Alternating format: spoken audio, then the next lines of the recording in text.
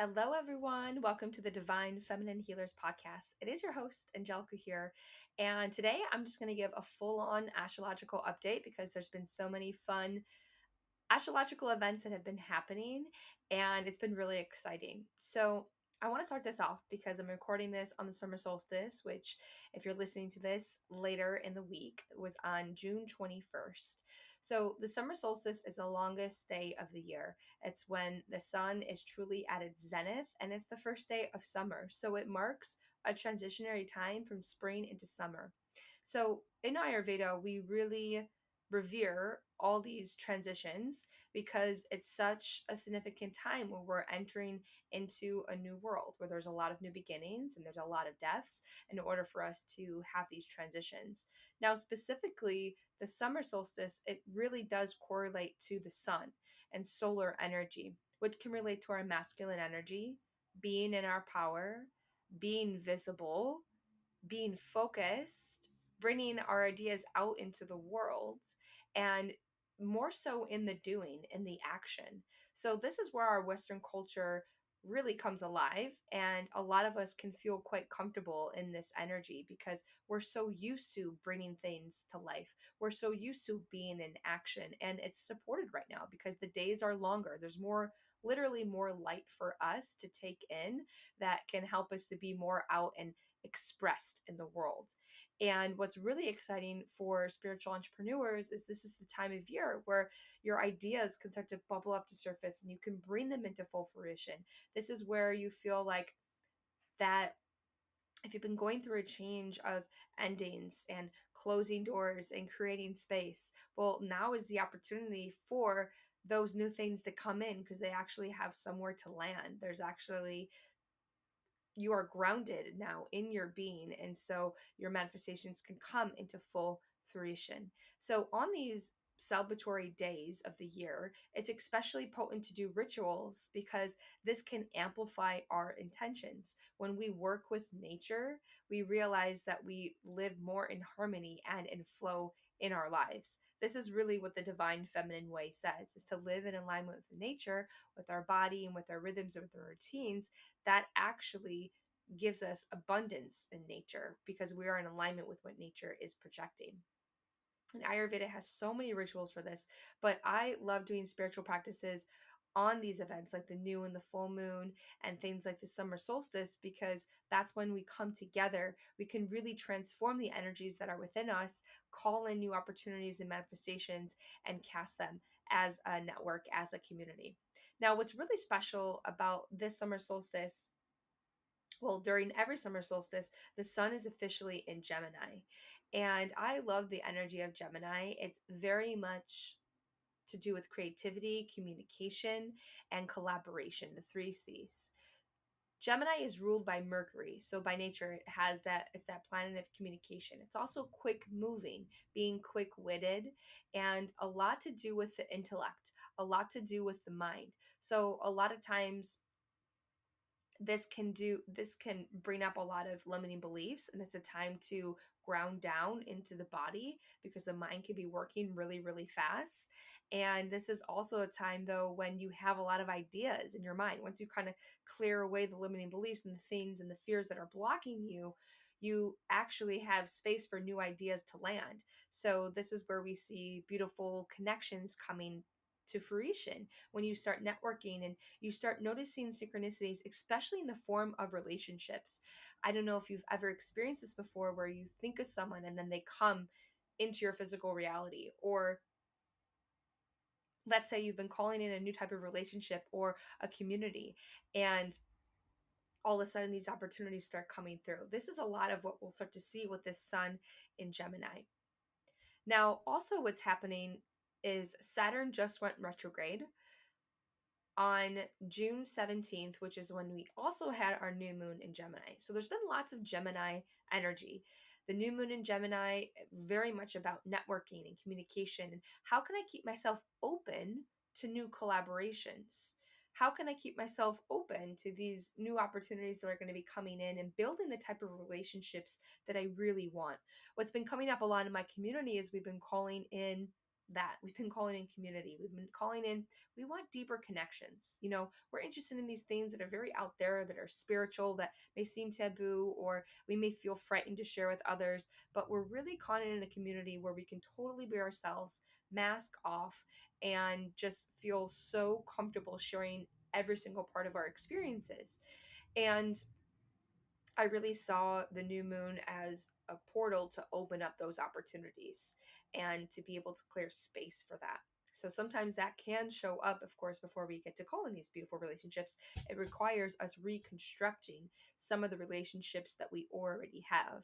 So whether that is building boundaries with certain relationships that we have so that we have more space to call in more aligned relationships and partnerships, or that may actually be an ending of certain friendships and relationships so that we do have space to call in completely new ones that are right for us. And so I'm sending everyone a lot of love, compassion, because I know people in my community are going through those deaths of relationships, which can feel so tender and so real. And my best advice is to really trust what the universe is showing you and bringing you. Even though initially it may seem like, I don't want to let go of this friendship. How can I really trust that another one, even better, that I really want, is going to come in? Or it may seem inconvenient in the moment. The more we begin to surrender to what nature is showing us, to what the universe is giving us in the form of anything, of opportunities and relationships, the more ease and flow we can experience. But the more we grip onto the old and to what was, the more that we suffer, because we're unwilling to transform. And that is just nature's way. We naturally are going to fall off and die before we can rebirth and become new again.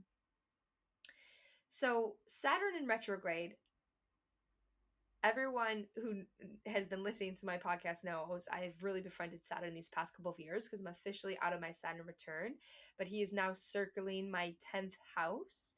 And I'm still feeling Saturn's ways and learning that he never stops giving us these beautiful lessons that sometimes come as really harsh obstacles, and he slows things down. So Saturn is known as the slowest moving planet, and it's one of the biggest planets, Saturn and Jupiter, which means it has a heavy influence on us.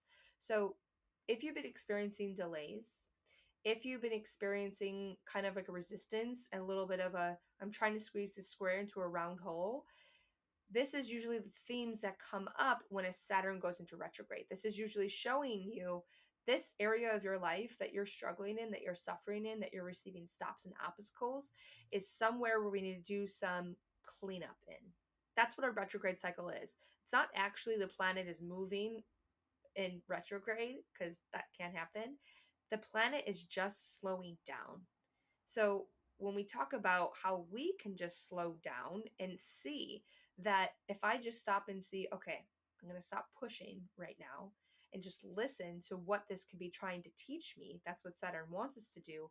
How can I change and move a different way forward? So some of us may feel like we've been getting this lesson that we've been trying to heal for a very long time, and it's coming up again. This is very retrograde energy. And you're like, oh my God, this again. And there may be a lot of shame here. There may be a lot of self-deprecation of, why is this coming up again? Why haven't I healed yet? I'm so humiliated. And it's such an opportunity to assess that solution from a completely different way. So I often talk about our fears and the voice of the inner critic, because that's a lot of what my community members experience. So if you're feeling a lot of those shame programmings, know that that mechanism was taught to you in the past because it was trying to protect you. It didn't want you to make those same mistakes. And how it helped you in the past was by shaming you, was by blaming you, was trying to make you small. However, you're now evolved. You now have welcomed in more loving and compassion and energy into your field. And so now you can go about that in a different way. Instead of seeing, I can't believe I haven't learned this lesson again and it's still showing up for me, how can you see, thank you, Saturn, for showing me this lesson again and giving me another opportunity to seek a different solution? What's cool about Saturn being in Aquarius, which is one of his home signs who he's comfortable in, Aquarius is very entrepreneurial and likes to come up with creative solutions. So this is perfect for overcoming your challenges and obstacles. So right now in your life, it's so important just to reflect on, okay, what in my life is slowing down? What in my life do I feel stuck in? What is the same lesson that's showing up? How can I slow down in this area of my life? And instead of choosing the same solution that I choose over and over again, because clearly that's not working, how can I choose something different? How can I get creative and know, okay, I have limitless potential here. There's so many opportunities and ways that I can achieve this goal, that I can overcome this obstacle. What is my best path forward? And that is building a healthy relationship with Saturn. I know it can feel really harsh at times, and the lessons come in really hard, and it feels almost like the rug is being pulled out from underneath you at times. That's Saturn ways. I promise you, the more that you can sink into gratitude for learning those lessons and that you get the opportunity to clean it up in your life, there is no greater feeling of empowerment and confidence that comes on the other side of it. Now, other ways that we can befriend Saturn is by tending to our structure, our rituals, and routines. Saturn's like an old man. He loves it. He loves routines. And this is also coming up because we are transitioning into a different season. So I've been talking a lot about Pitta season on the podcast and on my Instagram and my newsletter because it's so important that we align with nature as she shifts. So, of course, if you are getting messages in your body, like an illness, like an injury, it's telling you to tend to your physical body right now. Saturn also relates to the body. So this may be having to do with diet, with your conscious eating habits. This may have to do with your energy levels, and it may have to do with your routines. Do you have a morning routine? Do you have a nighttime routine?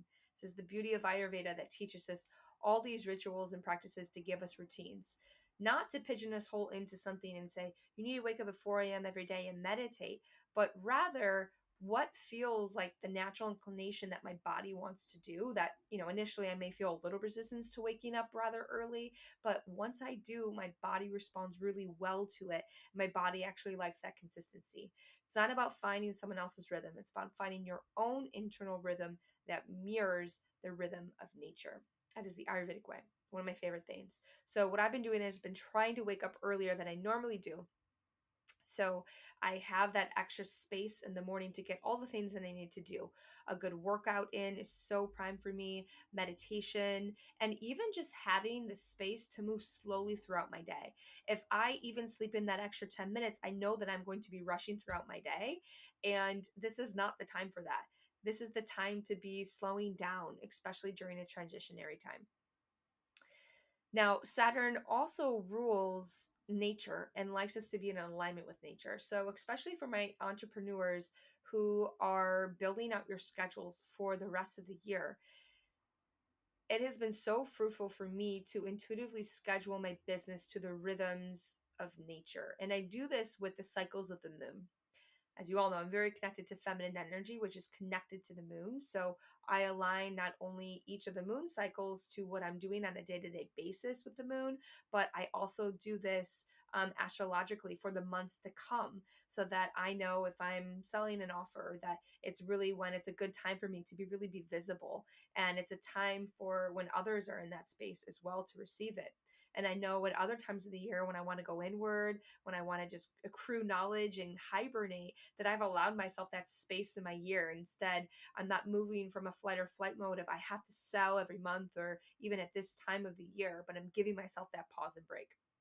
Ultimately, what I work a lot on with women is where you can implement the pause in your business, because that's when ideas can land. That's when you take the time to rest and really nourish and reboot yourself so that you can flourish in the months that you need to flourish and be really visible. So that is a whole lesson in itself. I'm going to be having a lot more content on how you can align your business and your body to the cycles of nature. And you can follow me on Instagram if you're not already at Angelica_feminine_healer, because that is a whole world that I've loved diving into these past couple of years. And I'm super excited to start sharing with you all. And lastly, which I've already mentioned, to honor Saturn is to slow down. This one's so hard for us in our culture, especially because we are in summer. There is a change of let's go out in the world, let's be social butterflies, but how can we still do this with a nature that is grounded, that is slowing down, and this particularly slowing down in the areas of your life that need to focus on that. So let's say it's your career or your business, and you're feeling like you're getting a dead stop, right? Or Saturn is showing you some type of obstacle, or he's giving you delays. That's an area of your life that you want to pause, you want to slow down in. Maybe hold back on launching that new offer so that you can really listen to what needs to be done before you do that. Maybe it's in a relationship, you're just feeling like we're kind of stuck here. Every single time you try to do something, it's not really working out. Saturn is telling you to pause and to listen, to slow down in that area of your life so that you can restructure, you can change things. What needs to be adjusted? Where are the creative solutions that need to come about? There's some type of transformation that wants to happen. And like I said, Saturn doesn't want to punish us. He actually wants the best for us, which is so great once we can change that perspective that this is not happening to us, it's happening for us. And truly, abundance can come in so quickly as soon as we align with Saturn's ways. So, those are my 3 quick tips for aligning with Saturn. And that is a quick little astrological update for this month. And for those who are in my membership, I uploaded our June monthly moon book. So it has these transits that I just talked about and going a little bit deeper into them. And then, of course, it gives an update on all the planetary transits for this month. It also gives you a full Pitta season workbook so that you can align your diet and your lifestyle practices to align with nature. And it finishes off with a moon calendar so that if you are wanting to start to schedule your own business, your own rituals and life to the cycles of the moon, it tells you which phases of the moon are in different dates and you can start to schedule it. And it gives you a clear template so you can download it and you could use that as your calendar for the month ahead. And lastly, I officially uploaded our summer solstice ritual. So it's okay if you didn't make it to the live version that we did on June 21st. You can still watch the replay, set your intentions now because it's such a powerful time. Like, the veil is really thin during these equinoxes and these solstices because this is when we have a direct connection with spirit. So intuitive messages can come in really quickly. Our manifestations can be accelerated. There's all these opportunities. So you can check out in the Divine Healers membership portal. We have that ritual and you can watch it at any time. And we'll be doing these rituals, of course, on a bi-weekly basis, always on the new and the full moon. And of course, we'll have surprise events like when we're coming and we have a summer solstice, we'll do fun rituals for that, and we'll have fun trainings along the way. All right, everyone, I'm wishing you such a happy summer solstice. May all your desires come into full fruition these next 6 months. May you super enjoy the sun, at least in the Northern Hemisphere. And I hope you have just a blessed rest of your day wherever you are tuning in from.